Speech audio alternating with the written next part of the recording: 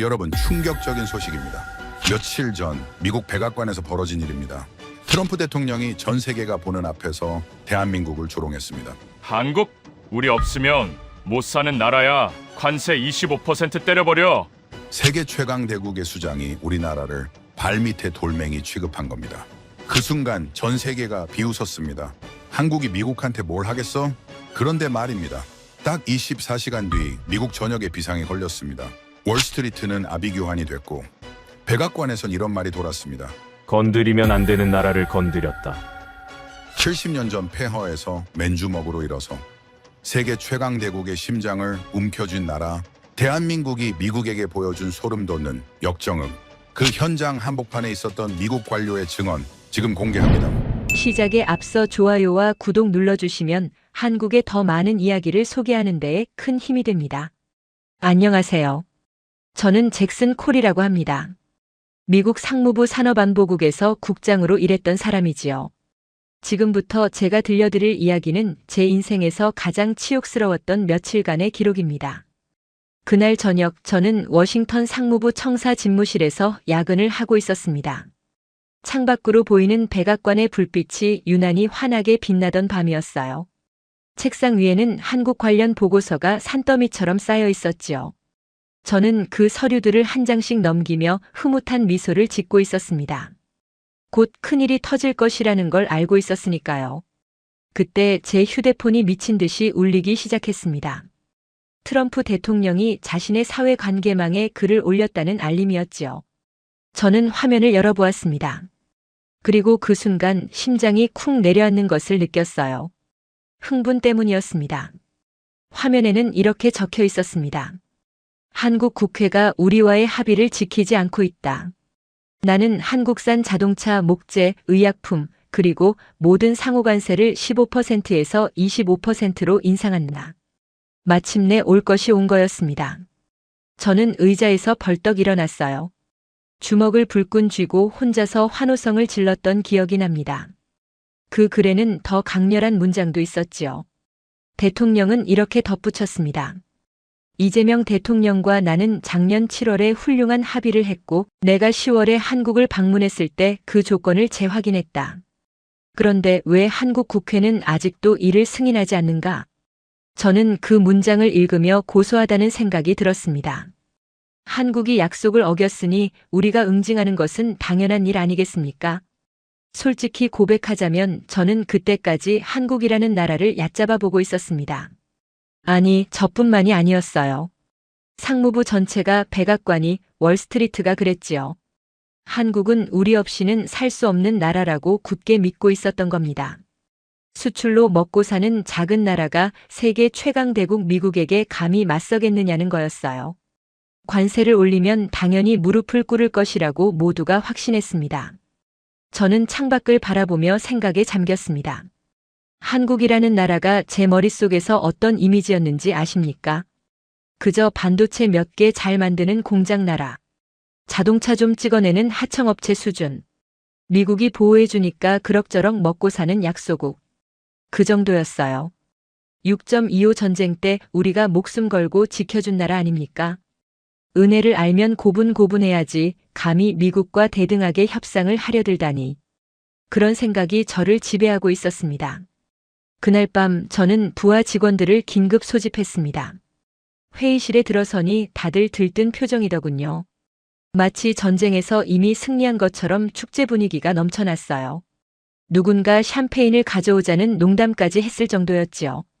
저는 회의 테이블 상석에 앉아 서류를 펼쳤습니다. 한국의 대미 수출 현황, 주요 기업들의 미국 의존도, 금융시장 취약점. 이 모든 자료가 한 가지를 말해주고 있었어요. 한국은 우리한테 찍소리도 못한다는 것을요. 한 직원이 제게 다가와 작은 목소리로 말했습니다. 국장님, 내일이면 한국에서 항복 선언이 나올 겁니다.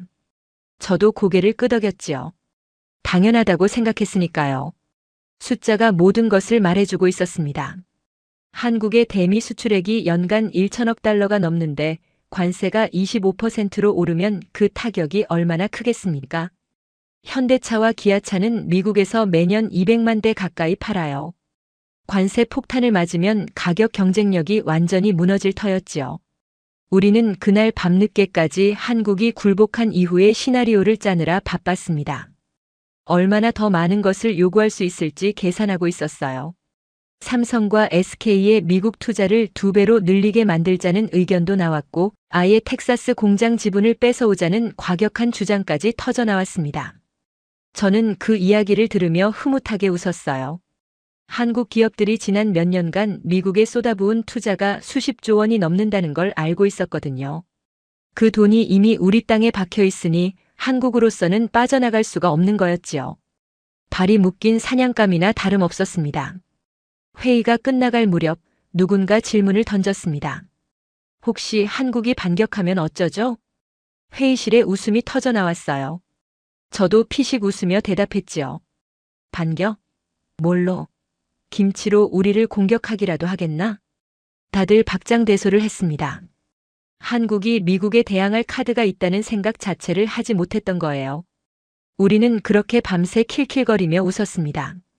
한국 따위는 우리 손바닥 위에 있다고 착각하면서 말이지요. 자정이 넘어서야 저는 집으로 돌아왔습니다. 침대에 누워서도 입가에 미소가 떠나지 않았어요. 내일이면 한국 정부에서 급하게 연락이 올 거라고 확신했거든요.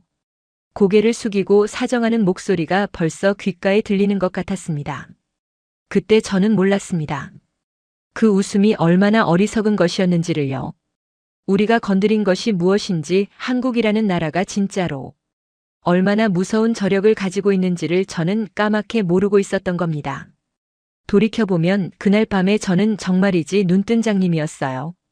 6.25 전쟁의 잿더미 위에서 맨손으로 일어선 민족이 어떤 사람들인지, 세계 최빈국에서 반도체 강국으로 우뚝 선 그 집념이 얼마나 대단한 것인지를 전혀 이해하지 못했던 거지요. 저는 그저 숫자만 보고 있었습니다. 미국의 국내 총생산 29조 달러, 한국의 국내 총생산 1조 7천억 달러. 17배나 차이가 나는데 뭘 걱정하겠습니까? 군사력은요? 미국이 세계 1위, 한국은 5손가락 안에도 못 드는 수준. 어떻게 봐도 상대가 안 되는 싸움이었어요. 그런 오만함이 저를 완전히 지배하고 있었습니다. 그리고 그 오만함의 대가는 생각보다 훨씬 빠르게 찾아왔습니다. 바로 다음 날 아침이었지요. 제 인생에서 가장 길고 끔찍했던 하루가 시작된 것은, 눈을 떴을 때만 해도 저는 여전히 승리자의 기분에 젖어 있었습니다. 오늘 한국이 어떤 굴욕적인 화답을 내놓을지 기대하면서 출근 준비를 했어요. 그런데 휴대폰을 확인하는 순간 뭔가 이상하다는 느낌이 들었습니다. 한국 정부의 반응이 제 예상과 완전히 달랐거든요. 그들은 고개를 숙이기는커녕 이렇게 발표했습니다. 미국 측으로부터 공식적인 외교 채널을 통한 통보를 받은 바 없다. 저는 그 기사를 보며 코웃음을 쳤습니다. 허세를 부리는 거라고 생각했어요.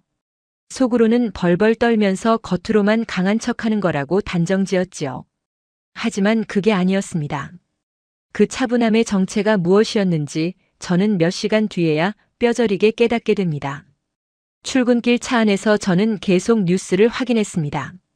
한국 정부의 반응을 기다리고 있었거든요. 사과문이 나올 줄 알았어요. 아니면 최소한 긴급 특사라도 보내겠다는 발표가 있을 거라고 예상했지요. 그런데 아무것도 없었습니다. 한국에서 날아오는 뉴스라곤 대통령실에서 관계부처 대책회의를 개최한다는 짤막한 한 줄뿐이었어요. 저는 처음에 이것이 공포에 질린 침묵이라고 해석했습니다. 너무 놀라서 뭐라고 대응해야 할지 모르는 거라고 생각했던 거지요. 상무부 청사에 도착하니 분위기가 어수선했습니다. 직원들이 복도에서 삼삼오오 모여 수군거리고 있더군요. 저는 대수롭지 않게 여기며 집무실로 향했어요. 책상에 앉아 커피를 한 모금 마시는데 비서가 급하게 문을 열고 들어왔습니다. 얼굴이 묘하게 굳어 있었지요. 국장님, 한국 반응이 좀 이상합니다. 저는 고개를 갸웃거렸어요.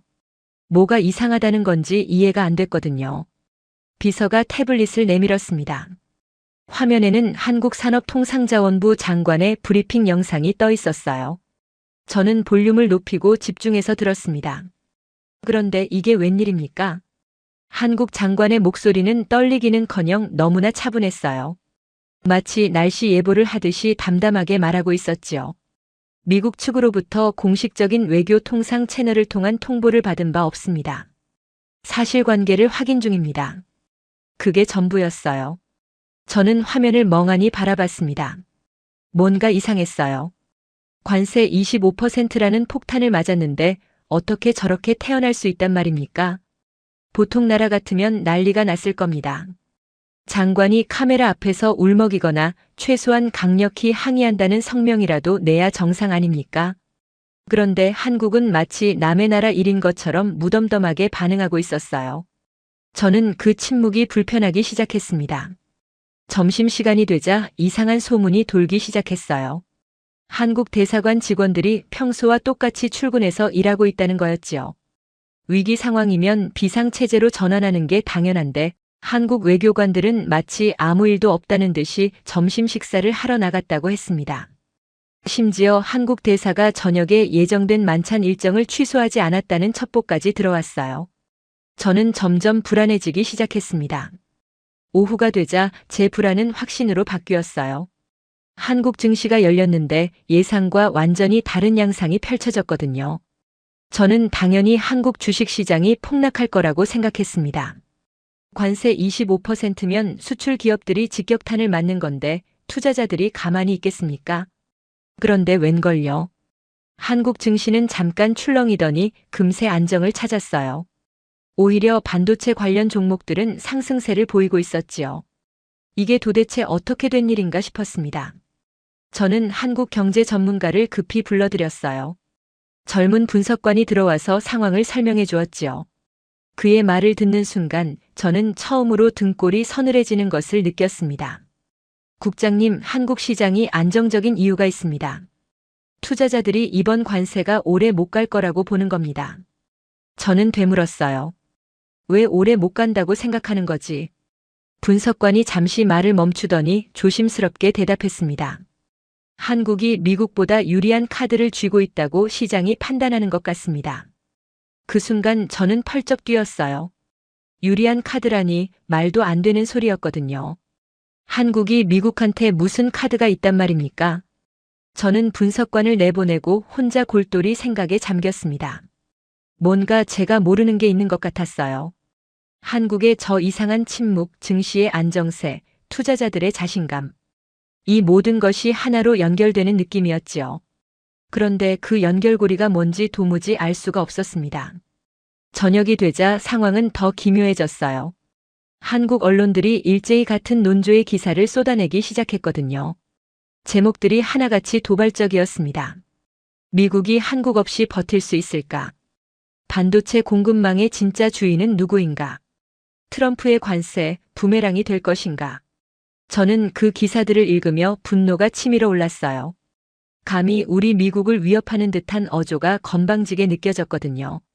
하지만 한편으로는 묘한 두려움도 스멀스멀 올라왔습니다. 한국이 저렇게 배짱을 부리는 데는 뭔가 이유가 있을 거라는 생각이 들었어요. 허세만으로 세계 최강대국 앞에서 저렇게 당당할 수는 없는 법이니까요. 저는 밤늦게까지 사무실에 남아 한국 관련 자료를 뒤지기 시작했습니다. 반도체, 자동차 배터리, 디스플레이. 한국이 세계 시장에서 차지하는 위치를 처음부터 다시 점검해 봤어요. 그리고 저는 소름이 돋는 사실을 발견하게 됩니다. 제가 그동안 얼마나 무지했는지, 우리가 얼마나 큰 실수를 저질렀는지를 깨닫게 된 것은 바로 그날 밤이었어요. 자정을 넘긴 시각, 텅 빈 사무실에서 혼자 모니터를 들여다보던 저는 떨리는 손으로 전화기를 들었습니다. 백악관에 긴급 보고를 해야 했거든요. 하지만 이미 늦었어요. 다음 날 아침 그 전화보다 훨씬 더 급박한 전화들이 먼저 걸려오게 됩니다. 그 다음 날 새벽 저는 요란한 전화벨 소리에 잠에서 깨어났습니다. 화면을 보니 백악관 비서실이었어요. 새벽 5시에 걸려온 전화라면 보통 일이 아니라는 뜻이지요. 저는 급히 전화를 받았습니다. 수화기 너머로 들려온 목소리는 다급함을 넘어 공포에 질려 있었어요. 국장님, 지금 당장 상황실로 오셔야 합니다. 실리콘밸리에서 난리가 났습니다. 저는 옷도 제대로 못 갖춰 입고 차에 올라탔어요. 백악관까지 가는 길이 그렇게 길게 느껴진 적이 없었습니다. 도착해서 상황실 문을 열고 들어서는 순간 저는 그 자리에 얼어붙고 말았어요. 대형 스크린에는 수십 개의 뉴스 화면이 동시에 떠 있었고 방 안에 있는 모든 사람들의 얼굴이 새하얗게 질려 있었지요. 무슨 일인지 파악하는데 오래 걸리지 않았습니다. 엔비디아 주가가 장전 거래에서 폭락하고 있었어요. 10%, 12% 수치가 계속 떨어지고 있었지요. 그런데 문제는 엔비디아만이 아니었어요.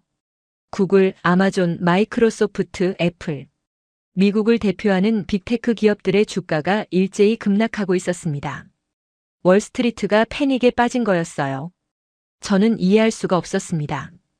우리가 한국의 관세를 때린 건데 왜 미국 기업들 주가가 빠지는 겁니까? 저는 옆에 있던 재무부 차관에게 물었어요. 그의 대답은 제 머리를 망치로 내리치는 것 같았습니다.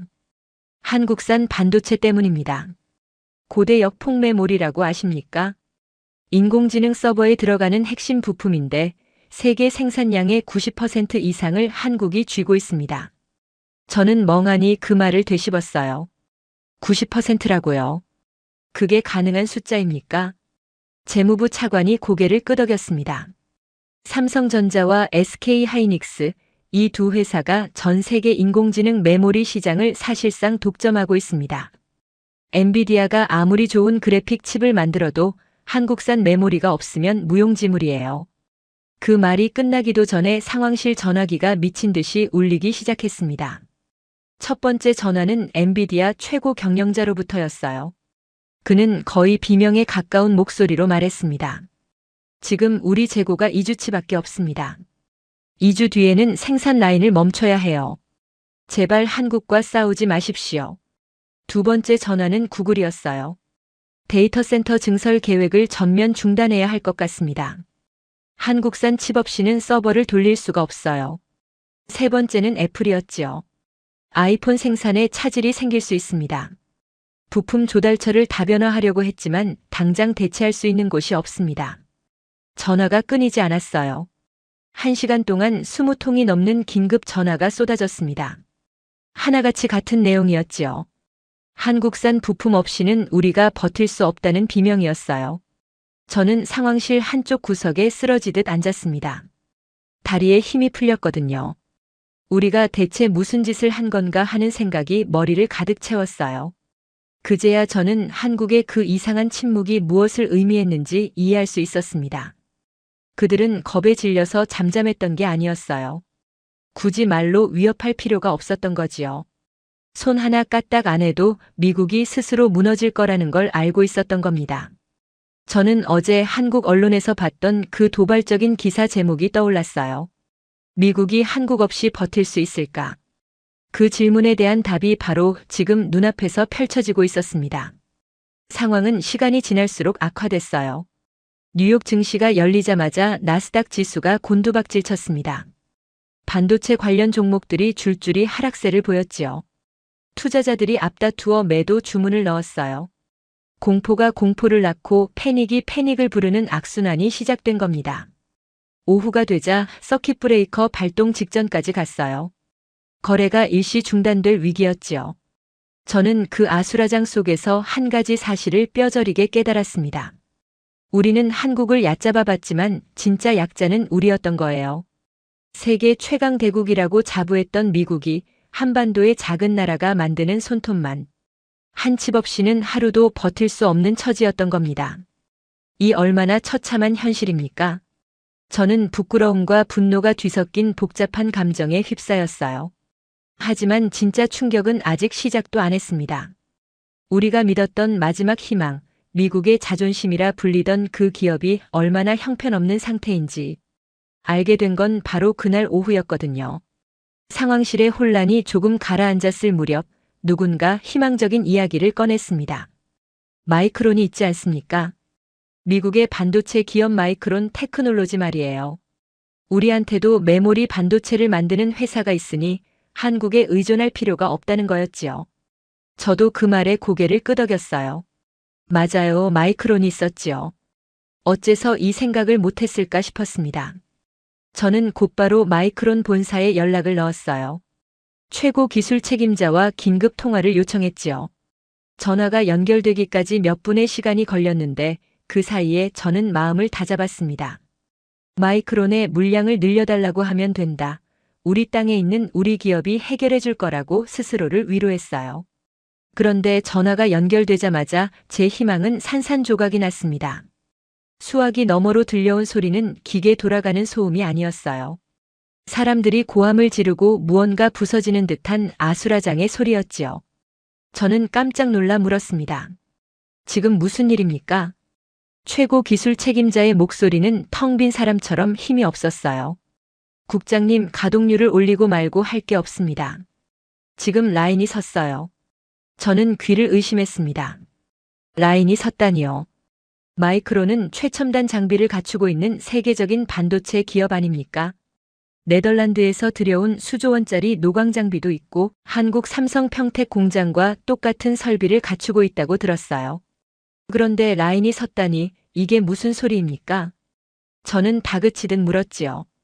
그의 설명을 들은 순간 저는 머리를 세게 얻어맞은 것 같았습니다. 장비는 똑같습니다. 재료도 똑같고 설계도도 있어요. 그런데 칩이 안 나옵니다. 저는 이해가 되지 않았어요. 똑같은 장비로 똑같은 걸 만드는데 왜 칩이 안 나옵니까? 그가 깊은 한숨을 내쉬더니 대답했지요. 얼마 전에 한국 엔지니어 300명이 짐 싸서 나갔습니다. 비자 문제로 압박하니까 그냥 떠나버렸어요. 그 사람들이 나간 뒤로 우리 수율이 바닥을 쳤습니다. 수율이라는 건 생산 효율을 말하는 거예요. 반도체를 100개 만들면 그 중에 몇 개가 제대로 작동하는지를 나타내는 수치지요. 저는 물었습니다. 지금 수율이 얼마입니까? 그의 대답은 저를 절망에 빠뜨렸어요. 12%입니다. 100개 만들면 88개가 불량품이라는 뜻이었지요. 그걸로는 아무것도 할 수 없습니다. 고객사에 납품했다가는 서버가 다 타버려요. 저는 믿을 수가 없었습니다. 고작 엔지니어 몇백 명이 빠졌다고 이 지경이 된 겁니까? 매뉴얼이 있을 거 아닙니까? 다른 기술자들을 투입하면 되지 않습니까? 제 말에 그가 쓸쓸하게 웃더군요. 국장님, 반도체는 요리책 보고 만드는 계란 후라이가 아닙니다. 매뉴얼대로 한다고 되는 게 아니에요. 한국 엔지니어들은 기계 소리만 듣고도 뭐가 문제인지 알아차렸습니다. 0.01나노미터 오차를 손끝 감각으로 잡아냈어요. 그건 30년 경험이 만든 장인 기술입니다. 돈 주고 살 수 있는 게 아니에요. 저는 한참 동안 말을 잇지 못했습니다. 그러고 보니 생각나는 게 있었어요. 불과 며칠 전 뉴욕에서 마이크론 신규 공장 착공식이 열렸지요. 상무장관이 참석해서 거창한 연설을 했습니다. 메모리 반도체, 이제 우리가 만든다. 한국 필요 없다. 미국의 공장을 짓지 않는 자들에게는 관세 100%라는 정의의 철퇴가 내려질 것이다. 저도 그 자리에서 환호했던 기억이 나요. 그게 얼마나 부질없는 허풍이었는지 이제야 깨달은 겁니다. 저는 전화를 끊고 비교 자료를 요청했어요. 한국 삼성전자 평택 공장의 수율과 우리 마이크론의 수율을 나란히 놓고 보고 싶었거든요. 잠시 뒤 자료가 도착했습니다.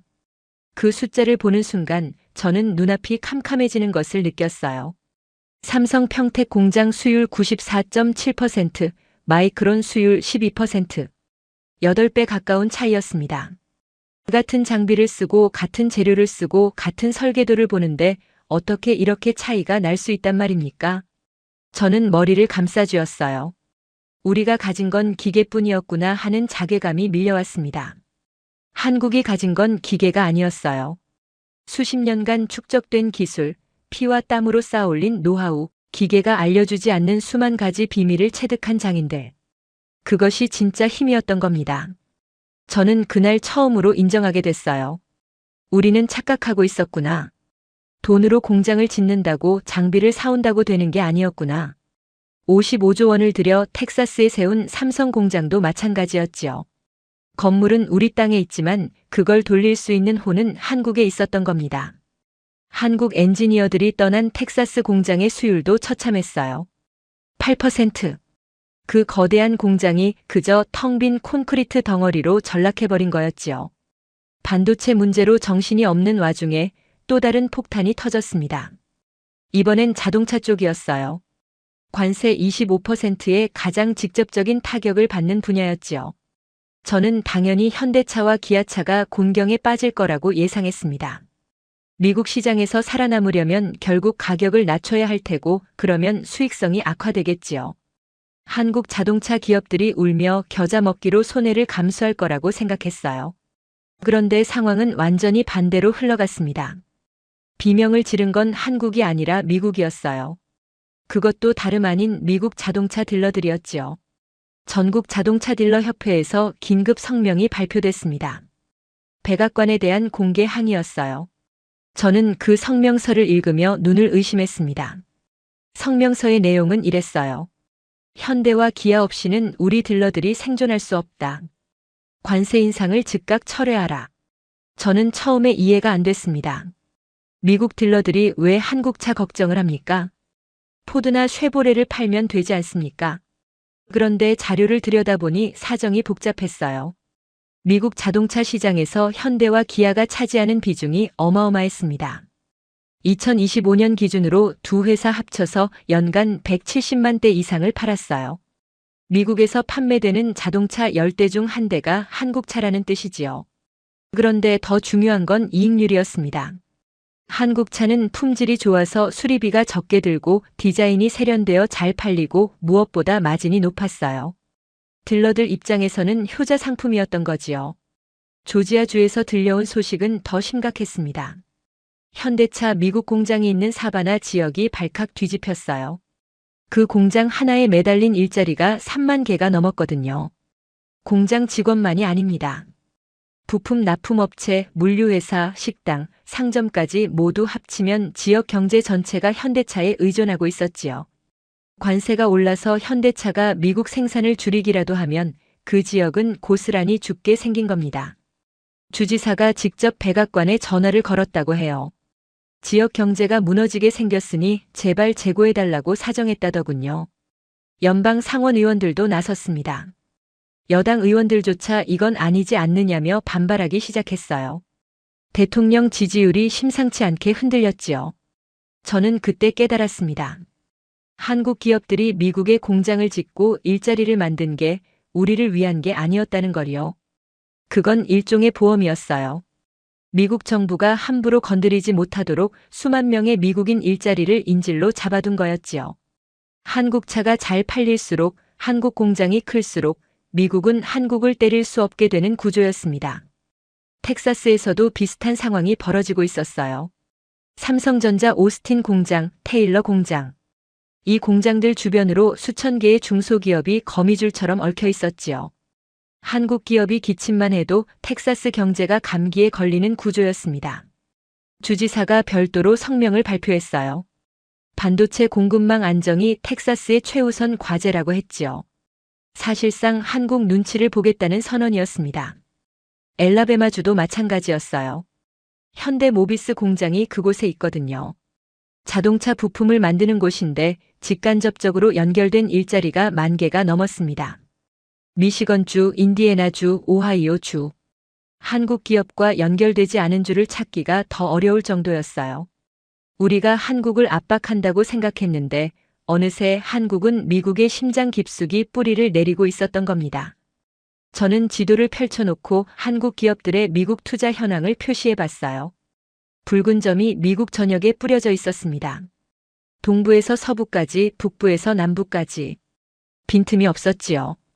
그걸 보면서 저는 새삼 감탄하지 않을 수 없었습니다. 한국인들은 참 치밀하다는 생각이 들었어요.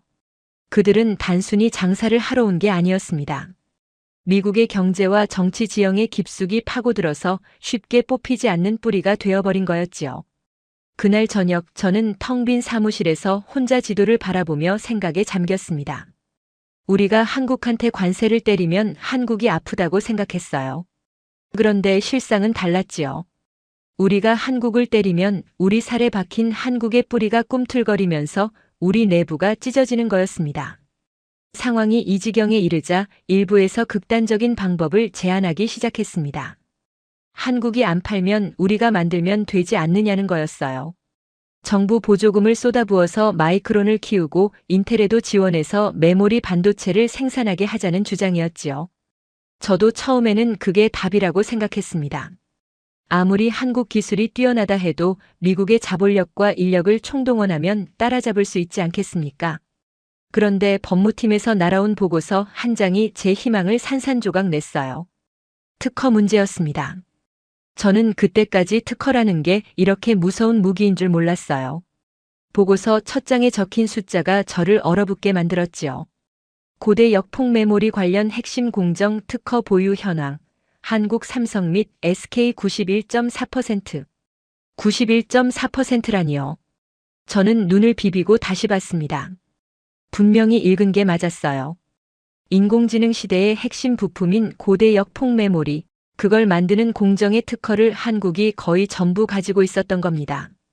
우리 미국이 가진 건 고작 8% 남짓이었지요. 나머지는 일본과 유럽에 흩어져 있었고요. 이게 무슨 의미인지 아십니까? 우리가 억지로 고대역 폭메모리를 만들려고 하면 만드는 순간마다 한국의 특허를 침해하게 된다는 뜻이에요. 칩 하나 찍어낼 때마다 한국에 로열티를 내야 합니다. 그것도 한두 푼이 아니에요. 계산을 해보니까 우리가 칩을 $100에 팔면 그중 $40 이상을 한국에 갖다 바쳐야 하더군요. 법무팀장이 설명을 덧붙였습니다. 한국이 정말 마음먹고 나오면 우리 반도체 생산 라인 전체에 특허 소송을 걸 수 있습니다. 그럼 공장 가동 자체가 멈춰요. 국제무역기구에 제소하면 우리가 질 가능성이 높습니다. 한국 특허가 워낙 촘촘하게 깔려 있거든요. 저는 머리가 지끈거렸습니다. 관세 25%를 때렸더니 한국은 특허 로열티 40%로 되받아칠 수 있다는 얘기였어요. 우리가 이기는 게 아니라 오히려 더 크게 지는 구조였지요. 장관에게 이 사실을 보고하러 갔더니 그 양반 얼굴이 새파랗게 질리더군요. 더 기가 막힌 건 따로 있었습니다. 한국 특허가 단순히 제조 공정에만 걸려 있는 게 아니었어요. 설계부터 패키징까지 반도체 만드는 전 과정에 그물망처럼 펼쳐져 있었지요. 우리가 피해가려고 해도 피해갈 구멍이 없었습니다. 어디를 건드려도 한국 특허에 걸렸어요. 이 특허들이 하루아침에 생긴 게 아닙니다. 한국 엔지니어들이 지난 30년 동안 연구실에서 피땀 흘려 만들어낸 결과물이지요. 그들이 수만 번의 실험을 하고 수천 번의 실패를 딛고 일어서면서 하나하나 쌓아 올린 성과였어요. 우리가 돈으로 공장을 사고 장비를 살 수는 있어도 이 특허들은 살 수 없었습니다. 그건 한국의 혼이었거든요. 저는 그때 비로소 깨달았어요. 한국이 왜 관세 발표에 그렇게 차분했는지를요. 그들은 이미 완벽한 방어막을 가지고 있었던 겁니다. 우리가 관세로 공격하면 그들은 특허로 반격할 수 있었지요. 아니, 반격이라고 하기도 뭐했어요. 그들은 굳이 반격할 필요도 없었습니다. 그냥 가만히 있어도 우리가 스스로 발목이 묶이는 구조였으니까요. 저는 사무실로 돌아와 창밖을 멍하니 바라봤습니다. 우리가 한국을 하청업체 취급했던 게 얼마나 어리석은 일이었는지 뼈저리게 느껴졌어요. 한국은 하청업체가 아니었습니다. 그들은 우리가 반드시 거쳐야 하는 관문의 문지기였지요. 그 문을 열어주지 않으면 우리는 한 발짝도 앞으로 나아갈 수 없었어요. 밤이 깊어가면서 백악관에서 긴급회의가 소집됐다는 연락이 왔습니다. 대통령이 직접 참석하는 최고 위급 회의였지요. 저도 참석 명단에 올라 있었어요. 회의장으로 향하는 복도를 걸으면서 저는 무거운 발걸음을 내디뎠습니다. 이제 어떻게 해야 하나? 대통령에게 뭐라고 보고해야 하나? 우리가 졌다고 인정해야 하나? 백악관 상황실에 들어서는 순간 저는 공기가 다르다는 걸 느꼈습니다. 평소에는 자신감이 넘치던 고위 관료들의 얼굴이 하나같이 어두웠어요. 대통령 의자는 아직 비어 있었고 다들 낮은 목소리로 뭔가를 속닥거리고 있었지요. 저는 구석 자리에 앉아 회의가 시작되기를 기다렸습니다. 잠시 뒤 대통령이 들어왔어요. 그런데 표정이 영 좋지 않았습니다. 평소의 호기로운 모습은 온데간데 없고 이마에 깊은 주름이 패여 있더군요. 대통령이 자리에 앉자마자 입을 열었습니다. 지금 상황을 보고받았다. 월스트리트가 난리라던데. 재무장관이 끄덕이며 대답했지요. 오늘 하루만 나스닥이 4% 빠졌습니다. 시가총액으로 치면 1조 달러가 증발한 겁니다. 1조 달러. 우리 돈으로 1,400조 원이 넘는 금액이에요. 하루 만에 그 돈이 공중으로 사라졌다는 뜻이지요. 저는 그 숫자를 듣고 다리에 힘이 풀리는 걸 느꼈습니다. 대통령의 얼굴이 더 굳어졌어요. 한국은 뭐라는데? 국무장관이 고개를 숙이며 대답했습니다. 공식 반응이 없습니다. 대사관에 연락해도 정중하게 거절만 하고 있습니다. 회의실에 침묵이 흘렀어요. 대통령이 탁자를 주먹으로 내리쳤습니다. 내가 관세 올리겠다고 했더니 지들이 뭐가 그리 당당한 거야. 저는 고개를 들어 대통령을 바라봤어요. 그 눈빛에서 분노 뒤에 숨은 두려움이 보였습니다. 그도 이제 알아차린 거지요. 우리가 엄청난 실수를 저질렀다는 걸요. 상무장관이 조심스럽게 입을 열었습니다. 대통령님, 솔직히 말씀드리겠습니다. 한국산 반도체 없이는 우리 인공지능 산업이 멈춥니다. 오픈 AI도 엔비디아도 구글도 전부 마찬가지입니다. 2주 뒤면 데이터 센터들이 셧다운 위기에 처합니다. 대통령의 얼굴이 불그락푸르락해졌어요. 마이크론은 뭐 하는 거야? 우리 기업이 있잖아. 저는 마른 침을 삼켰습니다. 이건 제가 보고해야 할 내용이었거든요. 저는 자리에서 일어나 준비한 자료를 화면에 띄웠습니다. 대통령님, 마이크론의 현재 수율은 12%입니다. 한국 삼성은 94%입니다. 우리 기술로는 당장 대체가 불가능합니다. 회의실이 술렁였어요. 한 참모가 물었습니다. 왜 그렇게 차이가 나는 겁니까? 같은 장비를 쓰는 거 아닙니까? 저는 씁쓸한 표정으로 대답했지요. 장비는 같지만 운용 기술이 다릅니다. 30년간 축적된 노하우의 차이입니다. 우리가 하루아침에 따라잡을 수 있는 게 아닙니다. 대통령이 한참 동안 말이 없더니 물었습니다. 그럼 어떻게 해야 해? 답이 없어. 그냥 당하고 있으라는 거야. 아무도 대답하지 못했어요. 모두가 고개를 숙이고 있었습니다. 그때 국가안보보좌관이 낮은 목소리로 말했지요. 협상해야 합니다. 저도 모르게 고개가 끄덕여졌어요. 그게 유일한 답이었거든요. 하지만 대통령은 쉽게 수긍하지 않았습니다. 내가 먼저 손 내밀란 말이야. 그건 안 돼. 내가 져 보인다고.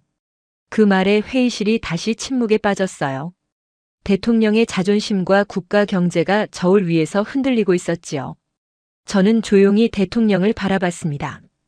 지금 이 순간에도 월스트리트에서는 돈이 증발하고 있었어요. 실리콘밸리에서는 비명이 터져 나오고 있었고요. 그런데 대통령은 체면을 걱정하고 있었습니다. 회의가 끝나갈 무렵 뜻밖의 소식이 전해졌습니다. 한국 측에서 먼저 연락이 왔다는 거였어요. 외교 채널을 통해 대화 의사가 있다는 메시지를 보내왔다고 했지요. 저는 깜짝 놀랐습니다. 우리가 이 지경인데 한국이 먼저 손을 내민 겁니까? 대통령도 의아한 표정을 지었어요. 나중에 알게 된 사실이지만 한국은 처음부터 전면전을 원하지 않았다고 해요. 그들의 목표는 미국을 굴복시키는 게 아니라 공정한 파트너로 인정받는 거였지요. 관세 폭탄에도 차분하게 대응한 건 자신감의 표현이기도 했지만 상황을 악화시키지 않으려는 배려이기도 했던 겁니다. 그 여유 있는 품격이 오히려 저를 더 부끄럽게 만들었어요. 회의가 파한 뒤 저는 혼자 상황실에 남았습니다. 텅 빈 회의실에서 창밖을 바라보며 생각에 잠겼지요. 우리는 한국을 얕잡아 봤어요. 작은 나라, 우리 덕에 먹고 사는 나라라고 무시했지요. 그런데 뚜껑을 열어보니 상황은 정반대였습니다. 우리가 한국 없이는 하루도 버틸 수 없는 처지였던 거예요. 저는 그날 밤 많은 것을 깨달았습니다. 진짜 강한 나라는 큰 소리치는 나라가 아니라는 걸요. 조용히 실력을 쌓고 묵묵히 기술을 연마하고 남들이 알아주지 않아도 묵묵히 자기 길을 가는 나라. 그런 나라가 결국 세상을 움직이는 거였습니다. 한국이 바로 그런 나라였어요. 그로부터 며칠이 지났습니다. 양국 사이에 물밑 협상이 시작됐다는 소문이 돌았어요. 구체적인 내용은 알 수 없었지만 분위기가 조금씩 바뀌고 있다는 건 느낄 수 있었지요. 월스트리트의 패닉도 서서히 가라앉기 시작했습니다. 최악의 상황은 피한 것 같다는 안도감이 번지고 있었어요. 저는 그 며칠 동안 많은 생각을 했습니다. 제가 그동안 얼마나 오만했는지, 우리 미국이 얼마나 세상을 잘못 보고 있었는지를 되돌아봤지요. 한국이라는 나라에 대해 새롭게 공부하기도 했어요. 도서관에서 한국 현대사 책을 빌려다가 밤새 읽었습니다. 6.25 전쟁 직후 한국의 1인당 국민소득이 67달러였다는 걸 알게 됐어요. 아프리카 가나보다도 못한 세계 최빈국이었지요. 그런 나라가 70년 만에 세계 10위권 경제 대국이 됐습니다. 반도체, 자동차, 조선, 배터리, 산업의 핵심 분야에서 세계를 선도하는 위치에 올랐지요. 이게 어떻게 가능했을까요? 책을 읽으면서 저는 한국인들의 이야기에 빠져들었습니다. 1970년대 허허벌판에 포항제철을 세우겠다고 나섰던 사람들. 세계은행에서 미친 짓이라며 대출을 거절했지만 그들은 포기하지 않았어요. 새벽마다 국민 체조를 하며 공장을 지었다고 합니다. 밥 한 끼 굶어가며 용광로에 불을 지폈다고 해요. 1980년대 반도체 산업에 뛰어든 이야기도 있었습니다. 일본과 미국이 기술을 안 가르쳐 준다고 문전박대할 때 한국 엔지니어들은 독학으로 기술을 익혔다지요. 공장 바닥에서 신문지 깔고 쪽잠을 자면서 밤새 실험을 했다고 합니다. 수천 번을 실패해도 포기하지 않았어요. 결국 해냈지요. 저는 그 이야기들을 읽으면서 가슴이 뜨거워졌습니다. 우리가 한국을 무시했던 게 얼마나 부끄러운 일인지 깨달았거든요. 그들은 우리보다 10배, 100배 더 치열하게 살았습니다. 우리가 잔디밭에서 골프나 치고 있을 때 그들은 공장에서 땀을 흘리고 있었어요. 우리가 월급날만 기다리고 있을 때 그들은 한 푼이라도 아껴서 기술에 투자하고 있었지요. 특히 반도체 분야의 이야기가 인상 깊었어요. 1990년대 초반 삼성이 메모리 반도체 세계 1위에 올랐을 때의 이야기입니다. 그때까지 일본이 절대 강자였거든요. 한국이 일본을 이긴다는 건 상상도 못할 일이었지요. 그런데 삼성의 엔지니어들이 해냈습니다. 연구소에서 밤을 새우고 실험실에서 쓰러지고 그러다 젊은 나이에 세상을 떠난 분들도 있었다고 해요. 그 희생과 헌신 위에 오늘의 한국 반도체가 서 있는 거였습니다. 저는 책을 덮으며 깊은 한숨을 내쉬었어요. 우리 미국은 언제부터 이렇게 됐을까 하는 생각이 들었습니다. 제조업을 천시하고 금융업에만 매달리고 남의 기술에 기대어 살면서도 세계 최강이라고 착각하고 있었지요. 그 사이에 한국은 묵묵히 실력을 쌓아왔습니다. 30년, 40년 한 세대가 넘는 시간 동안 말이에요. 이번 일을 겪으면서 저는 완전히 다른 사람이 됐습니다. 한국에 대한 시선이 180도 바뀌었어요. 예전에는 한국을 우리의 하청업체 정도로 생각했지만 이제는 존경의 대상이 됐지요. 그들이 걸어온 길, 그들이 흘린 땀, 그들이 보여준 인내와 끈기. 그 모든 것이 진정한 국력이라는 걸 깨달았습니다. 돌이켜보면 참 아이러니한 일이에요. 우리가 한국을 공격하려다가 오히려 한국의 위대함을 전 세계에 알리는 계기가 됐으니까요. 월스트리트가 패닉에 빠지고 실리콘밸리가 비명을 지르면서 모든 사람들이 깨달았지요. 한국 없이는 세상이 안 돌아간다는 걸요. 이 글을 쓰는 지금 저는 더 이상 미국 상무부에서 일하지 않습니다. 스스로 물러났어요. 한국을 얕잡아 본 대가를 치른 거지요. 하지만 후회는 없습니다. 이번 일을 통해 저는 소중한 교훈을 얻었거든요. 진짜 강한 나라는 큰 소리치는 나라가 아니라 묵묵히 자기 길을 가는 나라라는 걸요. 그리고 대한민국이 바로 그런 나라라는 걸요. 제가 마지막으로 드리고 싶은 말씀이 있습니다. 한국인 여러분, 여러분의 나라가 얼마나 대단한지 아십니까? 전 세계가 여러분을 부러워하고 있습니다. 세계 최강 대국 미국도 여러분 앞에서는 고개를 숙일 수밖에 없었어요. 그게 바로 여러분의 선조들이, 여러분의 부모님들이, 그리고 여러분 자신이 피땀 흘려 이룬 성과입니다. 부디 자부심을 가지시기 바랍니다. 여러분은 정말 대단한 민족입니다. 오늘 사연은 여기까지입니다. 한국 건드렸다가 패닉에 빠진 미국 스토리 어떠셨나요? 사연의 주인공에게 응원의 댓글을 남겨주세요. 지금까지 감동정거장에서 사연 전해드렸습니다. 사연이 마음에 드셨다면 좋아요와 구독 부탁드립니다. 시청해주셔서 감사합니다.